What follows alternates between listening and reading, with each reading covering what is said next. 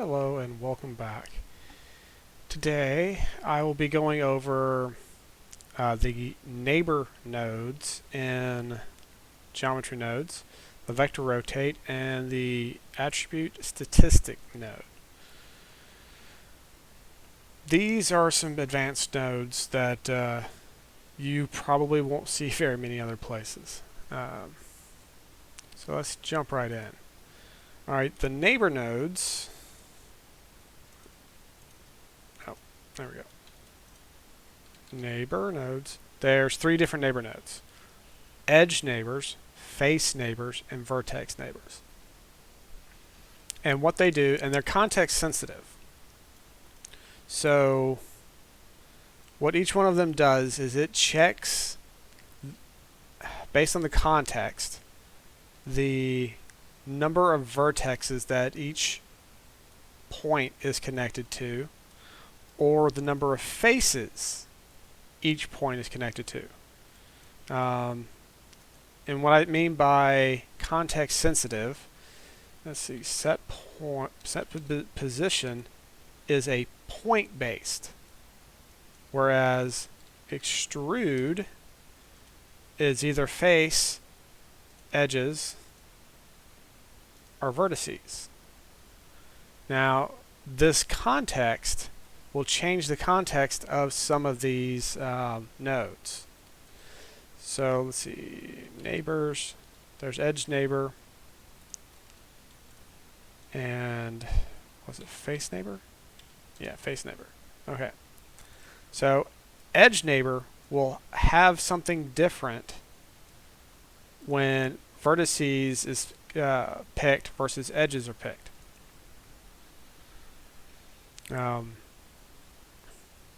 How do I explain this?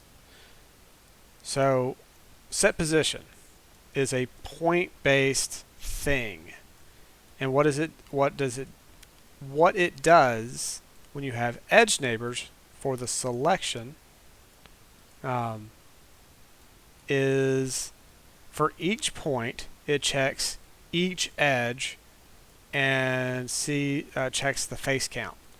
Now, if you have an object like this, every single point will have the same number of edge neighbors, the same number of vertex neighbors, the same number, because any standard mesh will be uniform. Okay, so these will not be used if you have a uniform mesh. If you subdivide it, you'll still be uniform.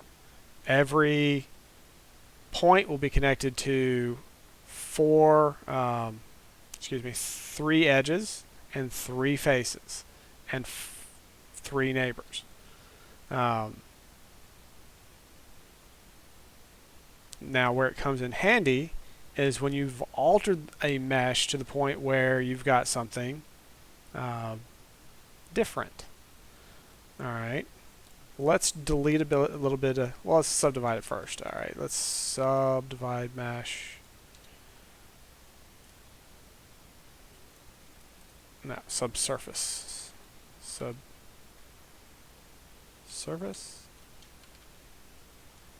Subdivision surface. Alright. Let's pump it up to 3. Alright. And now let's delete geometry where the position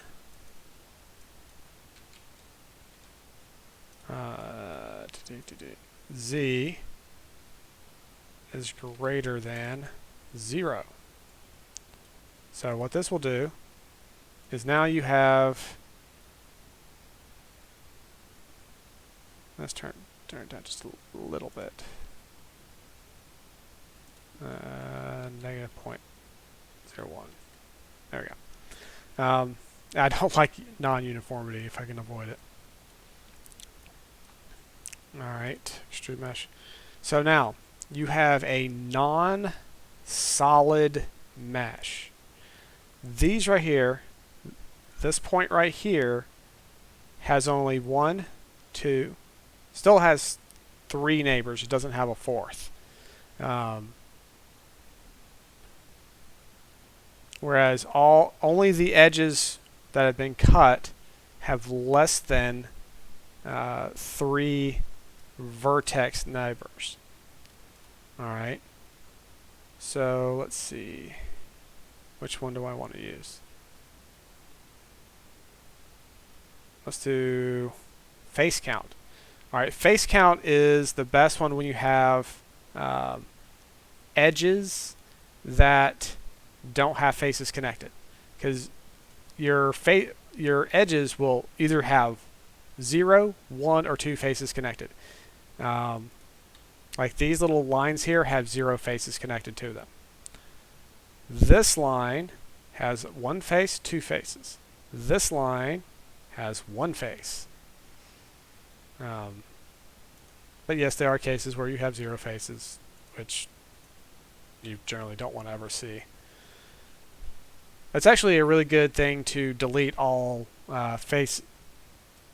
delete all geometry with a face count, edge neighbors face count of 0, because it's just a line sticking out in the middle of nowhere. Let's see. All right, let's go equals 1, and let's raise that. No, let's raise it by 1. Notice it only grabbed the edges with a face count equal to 1.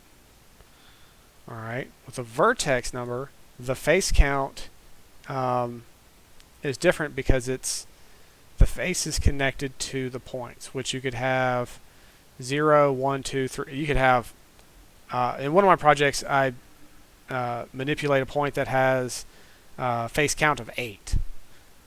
So you can have any number of faces connected to a point. Let's use face count, and this point will have a face count of 2. Results in the same thing. Vertex count, the vertex count, it's 1, 2, 3. But you'll see it grabs some of these strange shaped ones as well. So you got to be very careful when you do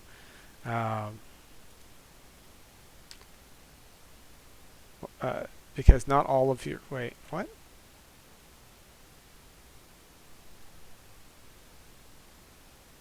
Vertex count equals 3.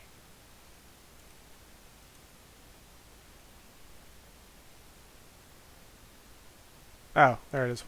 Yeah, so right here you have 3 faces connected to it, and you have 3 edges connected to it, and 3 points. Whereas here you have 4, a quad.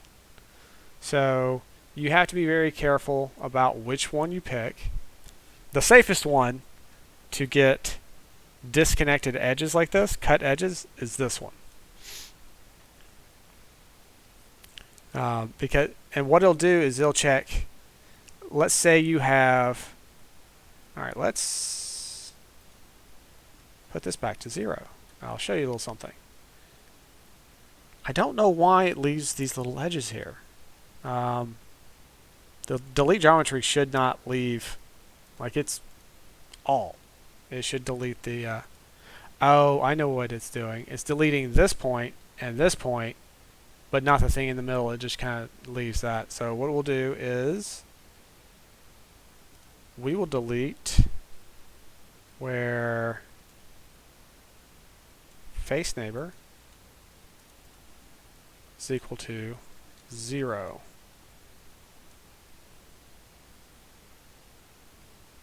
Edge neighbor, there we go. Edge neighbor. There we go. See how it deletes that one? Deletes the little thing sticking up. Alright. So if we want to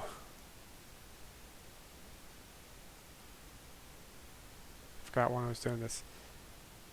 I actually wanted a little bit more there. 0.1, 0.2.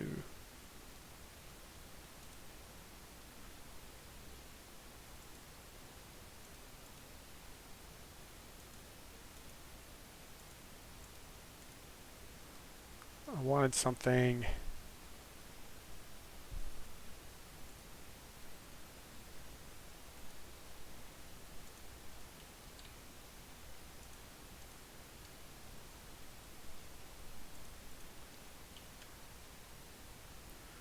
I'm trying to get something where you get basically a hole.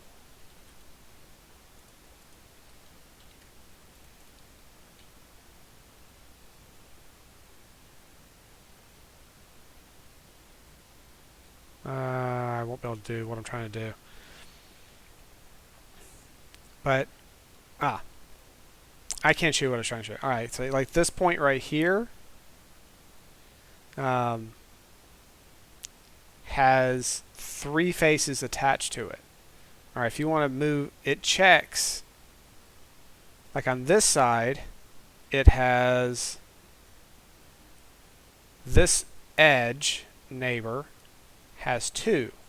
But on this side of this point, because this is point sensitive, so it checks this point, it checks all the edges connecting to it, and see if any of them match this. So let's duplicate this and have an edge count equal to 1.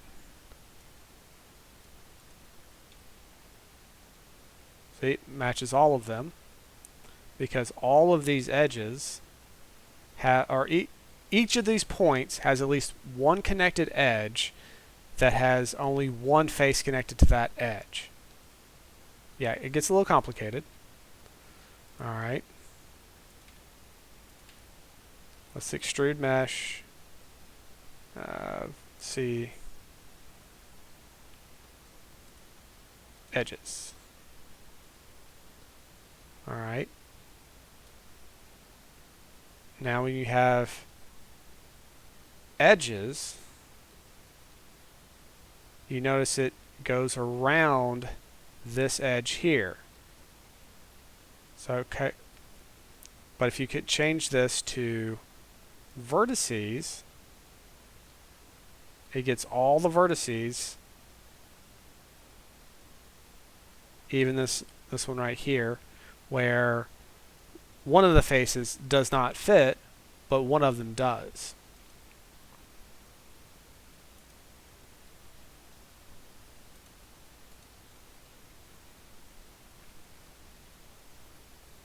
So it checks the edges, all 4 edges, and see if any of them have a face count equal to that. Let's see, face neighbor.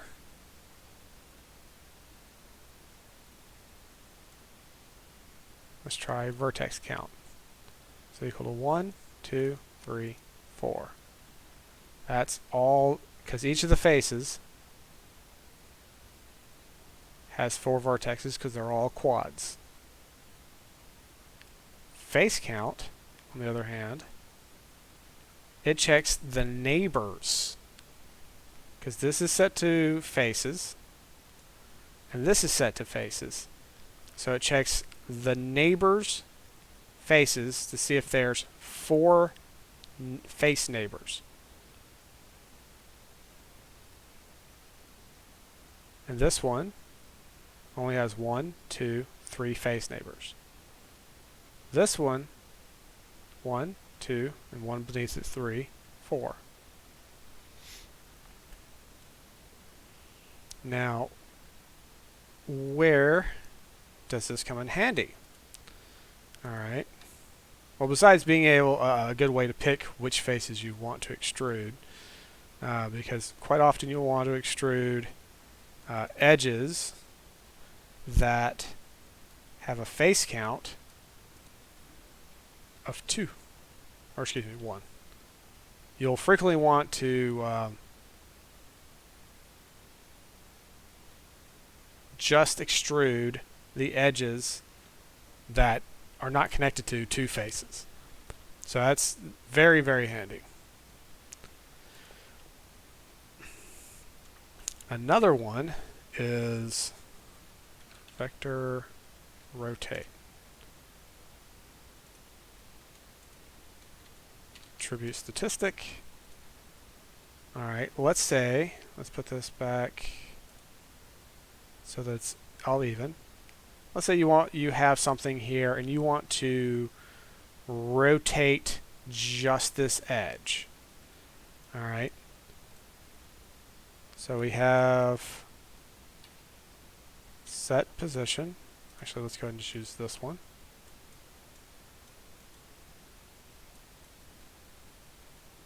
We'll have the geometry coming into here. It's very important that you get the correct geometry, because if I would have pulled it from here, there are no edges. I mean, it's one solid shape. See, Alt Shift? Nope, Control Shift. Ugh.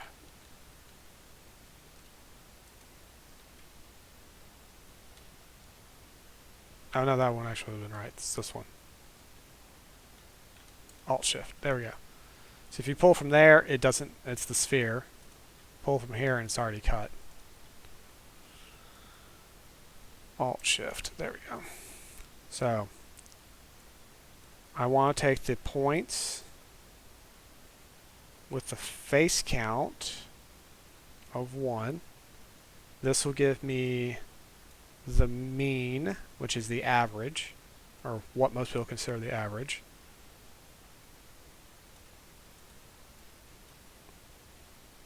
And the attribute. Alright, so attribute is vector, position. This will give me the average position of all that have been selected within this geometry. And what does that give me? That gives me the center. So now I can rotate all of these points around their center. So these points will be rotating around their center.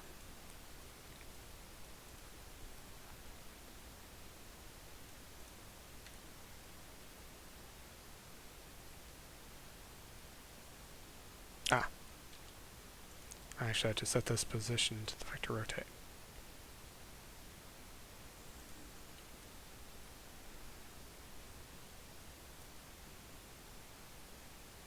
And there you go, rotating.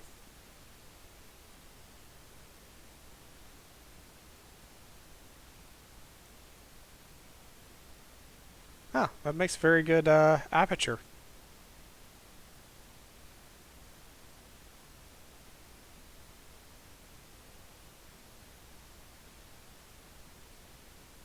Well, not very good, but, you know, decent enough. And that's rotating around the z-axis, which is up and down. Let's see.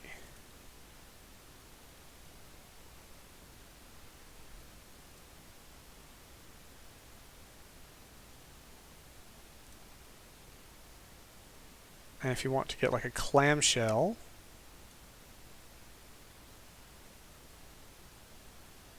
let's see, vector rotate.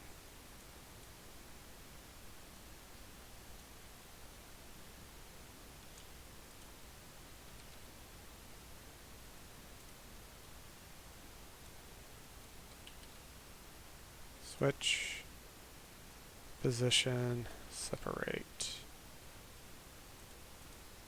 Y. I don't know if this will work, but I think I can get like a clamshell thing. It's less than 0.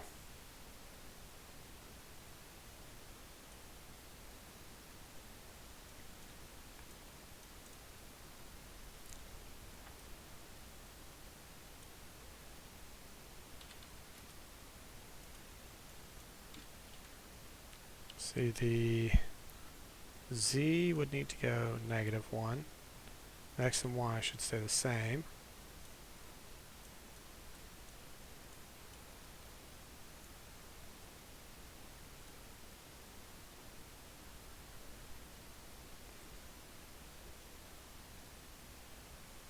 Well, that almost had it. Got something different. The Y, let's see if it's the X.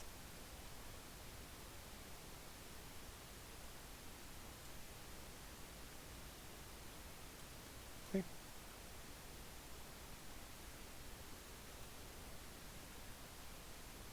bit of a clamshell thing going on.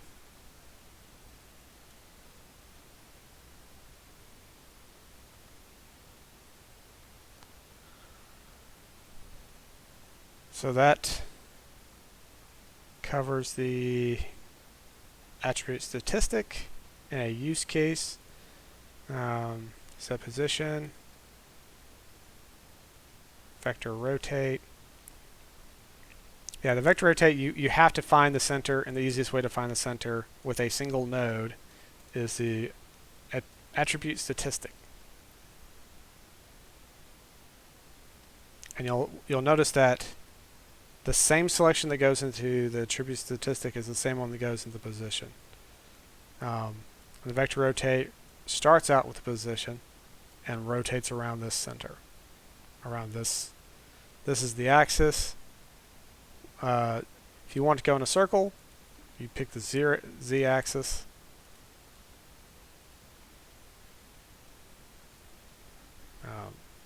Mute that. And I will show you in my own project exactly where I use this.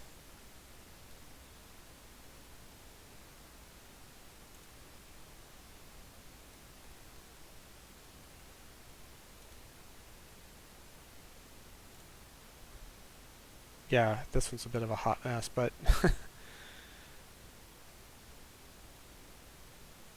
it wasn't this bad earlier. I think some of these got moved around.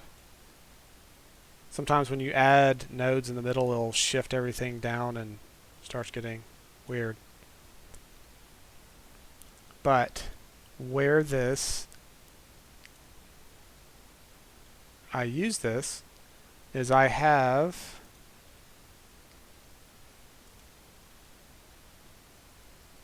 eye slits, and at this point right here,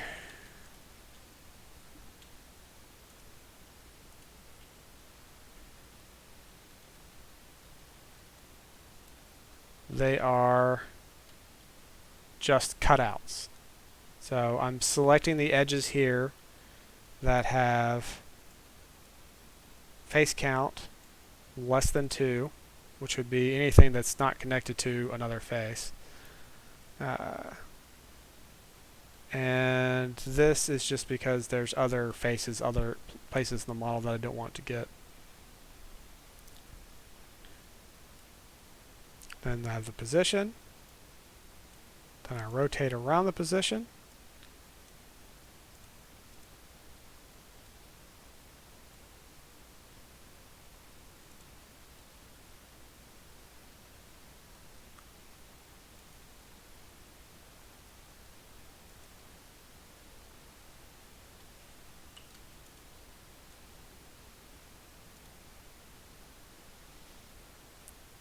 See, there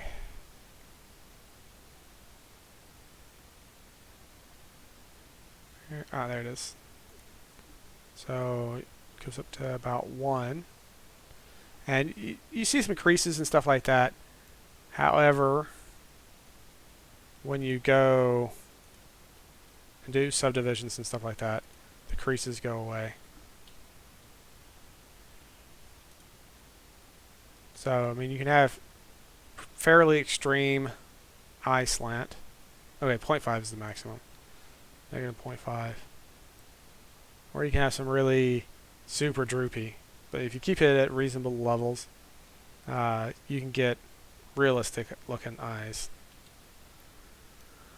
But it took me a while to figure this one out, and I figured I would share it now that I did. Oh, and I made some clothes for my model.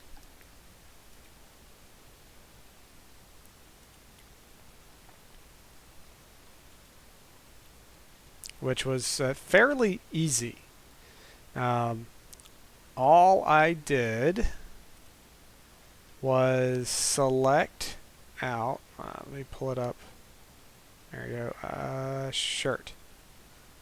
I took the mesh and I selected based on position the part that I knew would be, for here, the part that I knew would be the shirt, is above a certain position and below another position, and the X value, which is left and right, the absolute value is less than this.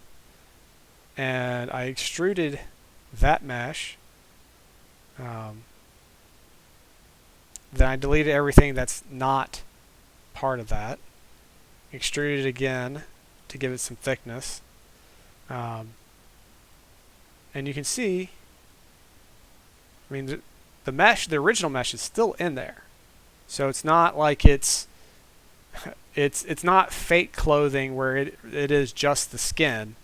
Because I've seen a lot of meshes like that in video games where you take the armor off and it's just nothing left.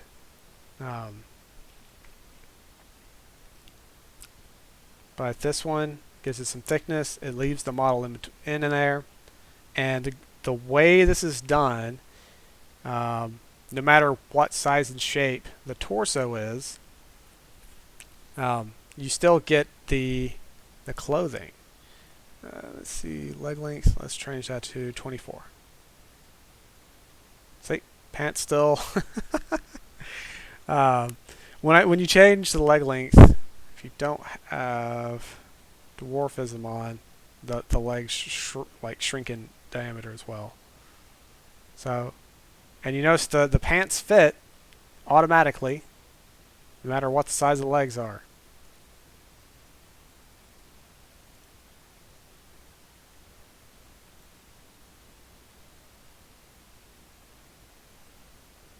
It's very, very basic. This model is not done. It is a work in progress.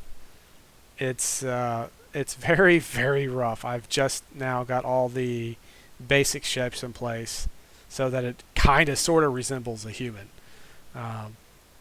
It's not done. It's very far from done. But I figured I would share that.